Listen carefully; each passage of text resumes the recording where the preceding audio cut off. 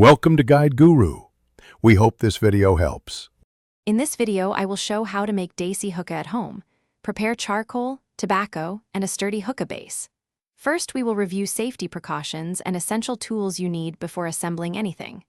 I will explain selecting tobacco, preparing the bowl, managing charcoal, and common adjustments for smooth smoke.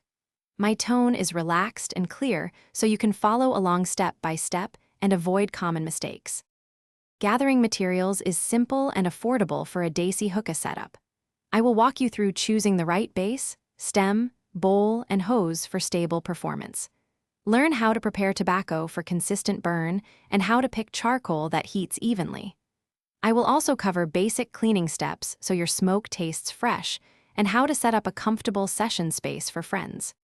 Now we assemble and manage heat to get smooth draws and rich flavor from your Desi Hookah. I will show proper bowl packing methods and foil setup or screen use that preserves taste.